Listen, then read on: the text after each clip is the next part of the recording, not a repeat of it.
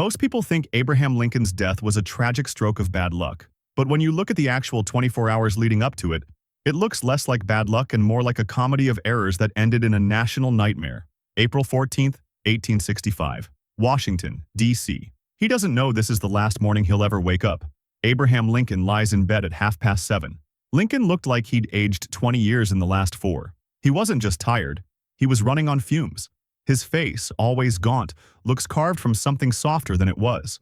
Lincoln was only 56, but let's be real. After 4 years of leading a country through a literal divorce, he looked closer to 80. Tonight, at Ford's Theater on 10th Street, a 26-year-old actor named John Wilkes Booth will press a single-shot derringer to the back of his head and pull the trigger. And by morning, the most consequential president in American history will be dead, the first ever to be assassinated. But right now, Lincoln is dreaming. The same dream he always has before something significant happens. He is on a ship, moving fast toward a dark and indefinite shore. He doesn't know what's waiting on the other side. He never does. The city outside is still drunk on victory. 5 days ago, Robert E. Lee surrendered at Appomattox Courthouse. Church bells rang for 24 hours straight. People danced in the streets with strangers. 4 years of slaughter, 620,000 dead, and it was finally, impossibly, over. Washington is celebrating the end of the worst thing that has ever happened to America. Nobody has told it what's coming next. 24 hours left to live, 7:30 a.m. The White House. Lincoln wakes and tells Mary about the dream. He's told her before. He's told his cabinet before. The ship, the dark shore, the speed. He believes it means something large is coming. He just doesn't know if it will be good or bad. He has a meeting with his son Robert, just returned from Appomattox where he'd witnessed the surrender. Robert looks tired in the particular way combat-adjacent men look tired. Not sleepy, but hollowed. Lincoln listens. He asks questions. He is a man who always asks questions. 23 hours left to live. 8 a.m. Breakfast is a quiet affair. Lincoln eats little, always has, surviving on coffee and apples and whatever Mary puts in front of him. The mail is enormous, as always. Pardons. On commissions, patronage jobs, condolences, death threats. He has been filing death threats in an envelope marked assassination since before his first inauguration. He reads through it and moves on. A message arrives from General Grant. He and Mrs. Grant won't be able to make it to the theater tonight after all. Julia Grant has social objections to Mary Lincoln. The two women do not get along, and Grant, for all his battlefield iron, is cautious around his wife's feelings. Lincoln keeps the reservation anyway. He's already announced he'll attend. After 4 years of war, he understands that being seen is part of the job. 22 hours left to live, 9 a.m. Ford's Theater, 10th Street. Across the city, John Wilkes Booth arrives at Ford's Theater to pick up his mail. He performs here regularly, knows every inch of the building, knows the staff by name. He is handsome, magnetic, the kind of actor whose entrance changes the temperature of a room. He is also one of the most committed Confederate sympathizers in Washington. He has been planning this for months. A kidnapping scheme that became, as the Confederacy collapsed, something darker. He has 3 men assigned, one to attack Secretary of State Seward at his home, one to kill Vice President Johnson, and Booth himself to handle Lincoln. He already knows Lincoln will be there tonight. The announcement appeared in the morning papers. He moves through the theater now with a professional's eye, finds the vestibule door to the state box, and notes that the lock is broken. It won't latch from the inside. He produces a small drill and bores a hole in the box wall. It's just large enough to confirm a clear line of sight to where Lincoln will sit. Then he packs his tools and walks back out into the April sunlight, calm as a man who has just finished carpentry work. 21 hours left to live, 10 a.m. The White House. Lincoln's cabinet meeting begins. Ulysses Grant attends in person. This was scheduled before his theater cancellation. The men around the table discuss Reconstruction. What happens now? How do you put a country back together after it has spent 4 years trying to kill itself? Lincoln is generous in a way that surprises some of them. He does not want punishment. He does not want humiliation of the South. We must extinguish our resentments, he says. Malice toward none. Charity for all. He meant it. He mentions the dream again. The ship, the dark shore. Yes, something is coming. He doesn't know what. The men around the table exchange glances and say nothing. Secretary of War Edwin Stanton listens with his usual wariness. Stanton runs the War Department like a machine and has been worried about Lincoln's security for years, repeatedly suggesting the president should not go out at night without proper protection. Lincoln tends to wave him off. He waves him off again today. The meeting ends. The men file out. None of them know it is the last cabinet meeting Abraham Lincoln will ever chair. 20 hours left to live, 11 a.m. Lincoln spends 2 hours receiving visitors, soldiers wanting commissions, widows wanting pensions, the simply desperate. He cannot bear turning them away. A woman named Mrs. Nancy Bushrod arrives. Her husband, a black Union soldier, was wounded and discharged without receiving his pay, and the Army has lost the paperwork. Lincoln writes a personal note, signs it, hands it to her. 30 seconds. She will later describe him as a kind man with sad eyes. 18 hours left to live. 1 p.m. Mary Lincoln interrupts his work. Are they still going tonight? Lincoln had been hoping to beg off. He is tired. He is always tired. But he knows the value of being seen. The president appearing in public, laughing at a comedy, being a human being in a theater full of other human beings. This matters. He says yes. They're going. He takes a carriage ride with Mary in the afternoon. It is a warm spring day, dogwood trees budding white along the avenues, the city soft in a way it hasn't been in years. He is, by his own account, unusually happy, not the performed cheerfulness of a politician, but something quieter and private. I consider this day the war has come to a close, he tells her. We must be more cheerful in the future. Mary will remember those words for the rest of her life. 16 hours left to live. 3 p.m. Booth meets with his conspirators at the Herndon House Hotel and assigns the evening's targets. The time is set for 10:15 when the third act of Our American Cousin begins. He knows the play well enough to know a particular line always brings the house down, and that in the roar of the audience laughing, a gunshot in the upper box might not register immediately. He has thought about everything. George Atzerodt, assigned to kill Vice President Johnson, is already losing his nerve. He is a carriage painter who got tangled up in a kidnapping plot and never quite signed up for murder. He will spend the evening at a hotel bar, drinking steadily. Andrew Johnson will go to bed that night without knowing how close he came. Lewis Powell is a different matter. Powell is 21, a Confederate combat veteran, physically enormous and entirely committed. He will show up at Secretary Seward's door with a story about delivering medicine, force his way upstairs, and attack Seward with a knife. Seward will survive only because a metal splint from a recent carriage accident happens to shield his jaw. Booth leaves the meeting composed and professional and goes to collect his horse. 14 hours left to live. 5 p.m. Lincoln has a late meeting with the Speaker of the House who is leaving for the West Coast. Lincoln is animated, forward-looking. There is something visibly different about him today, a lightness the war's end has finally permitted. The meeting ends, and he walks back through the quieter White House to find Mary and Tad in the dining room. Tad is 12, with a speech impediment and a magnetic personality, and is his father's favorite shadow. Lincoln is not a man who shows warmth easily in public, but with Tad, he is openly tender. They eat together. It is the last ordinary evening any of them will ever have. Tad will not be told what happened until the following morning. He will never fully recover. He dies at 18. 12 hours left to live. 7 p.m. Lincoln is running late. One more favor to grant. One more meeting that ran long. He is constitutionally incapable of saying no to people who need something. And the bodyguard question has been bouncing around since morning. Stanton offered a capable officer named Thomas Eckert, then said he was needed at the War Department. Lincoln asked his close friend Ward Hill Layman to come instead. Layman is out of town. The assignment eventually lands on a Washington police officer named John Frederick Parker, who has been brought before the Misconduct Board 3 times. Once for sleeping on duty, once for visiting a brothel in uniform. Nobody checks his file. Parker reports to the White House late, escorts the president to Ford's Theater, and abandons his post outside the state box sometime during the performance. He will later be brought before the board for neglect of duty and quietly acquitted. Yeah, this guy's resume was essentially a how-to guide on getting fired. But somehow he was the one between the president and a derringer. It was just a series of small, ordinary institutional failures, the kind that happen everywhere, every day, and usually don't matter.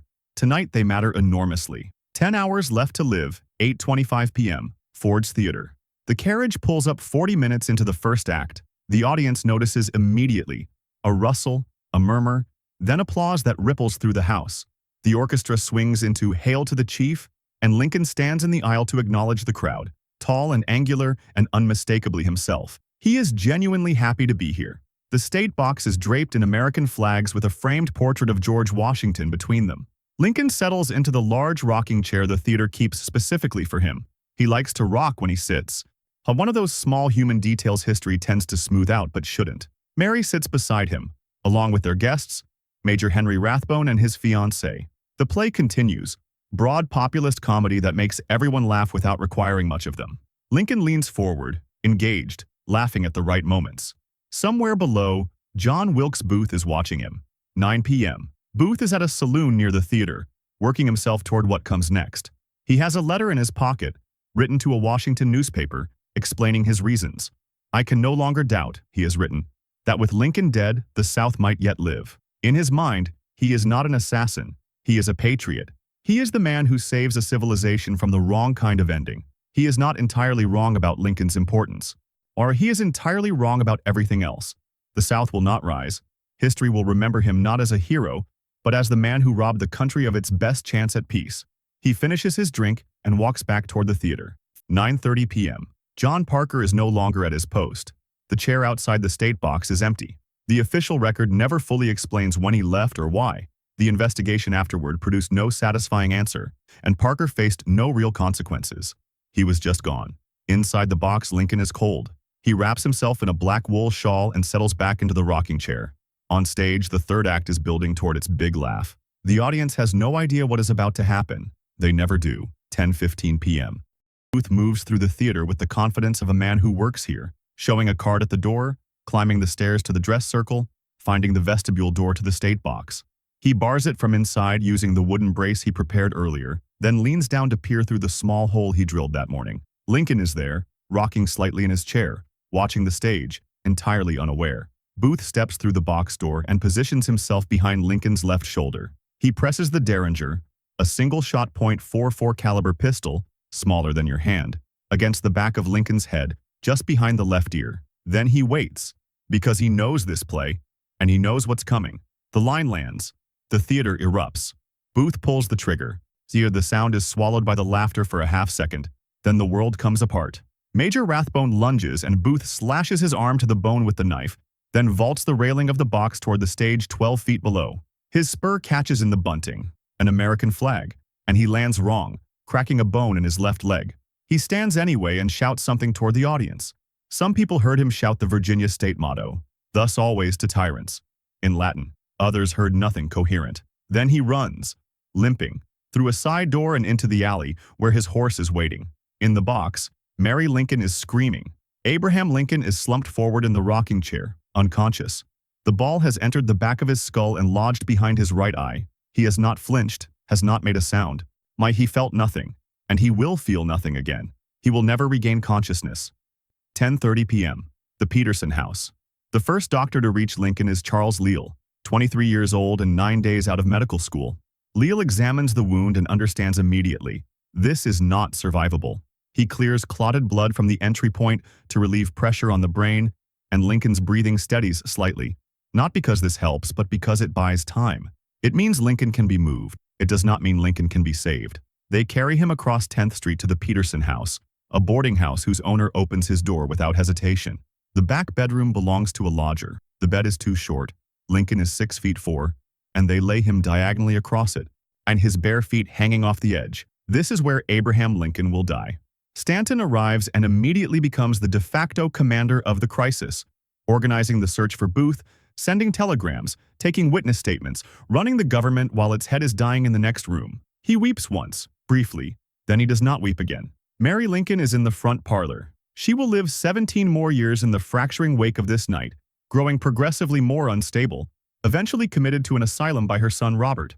Right now, she is simply screaming her husband's name. Midnight.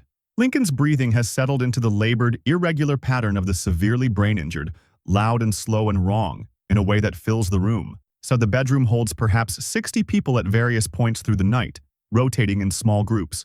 Surgeons, cabinet members, senators. Robert Lincoln arrives and weeps quietly in the corner. Tad is across town at another theater watching a pantomime when someone tells him his father has been shot. He is brought home and not permitted to the Peterson House. He waits in the White House, alone. Stanton runs the crisis from the next room, coordinating the manhunt, sending telegrams, receiving reports. Half the Ford's audience recognized Booth immediately. At some point deep in the night, someone hands Stanton a blood-stained pillowcase from the bedroom. He folds it and puts it in his coat pocket. He will keep it for the rest of his life. Moments left to live. April 15, 1865. 7 a.m. When Lincoln's breathing changes just before 7 in the morning, the intervals between breaths stretch longer and longer. The room goes very quiet. not silent because of Mary's occasional cries from down the hall, but quiet in the particular way of a room where everyone is waiting for something they cannot stop.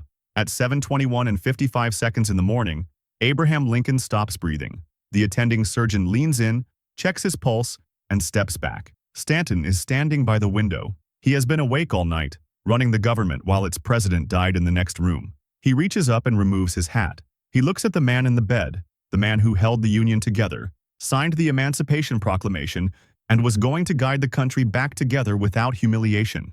The man who will now do none of those things, because a 26-year-old actor with a small pistol and very large ideas about himself couldn't allow it. Now he belongs to the ages. He puts his hat back on. He goes back to work. The aftermath. The news moves by telegraph across a nation that has been celebrating for 5 days. Victory flags still hang in windows. The same bells that rang for Lee's surrender are now tolling for Lincoln's death, and the dissonance is almost more than people can make sense of. Booth is on the run for 12 days before Union soldiers corner him in a tobacco barn in Virginia. He refuses to surrender. The barn is set on fire, and a soldier shoots him through a gap in the slats. Booth is dragged out onto the porch and dies 2 hours later, reportedly looking at his hands and saying, "Useless. You useless." The man who believed he was making history died in a burning barn, in the dark, with a broken leg, entirely alone. 4 of the conspirators are hanged. Lewis Powell goes to the gallows with the composure of a man who still believes he did the right thing. George Atzerodt, the carriage painter who spent the evening drinking at a hotel bar instead of killing the vice president, is hanged alongside him, which seems a harsh outcome for a man whose main contribution to the conspiracy was choosing whiskey over murder.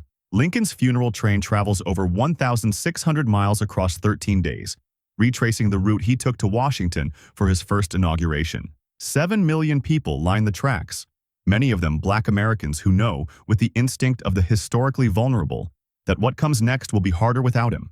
And they are right. Reconstruction will be brutal and incomplete, and the legal equality the war produced will be systematically dismantled in the decades that follow. Mary Lincoln never returns to Washington. Robert Lincoln will be present, by grim coincidence, at 2 more presidential assassinations, Garfield's in 1881, McKinley's in 1901, and will eventually refuse to attend any public event involving a sitting president. He understands, in his bones, that being nearby can kill them. Tad Lincoln dies at 18. He never had a chance to be anything other than his father's son.